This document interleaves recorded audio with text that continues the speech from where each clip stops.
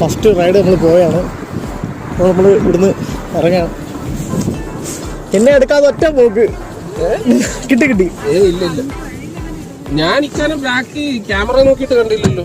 ഞാൻ നോക്കിക്കൊണ്ടിരിക്കണേ. അല്ല ഇക്ക വണ്ടി എടുക്കുന്നില്ലേ? ഏതാ? നമുക്ക് ഒരു റൗണ്ട് ഫെമിലിയറൈസേഷൻ ചെയ്തിട്ട് വരാം. ഓക്കെ.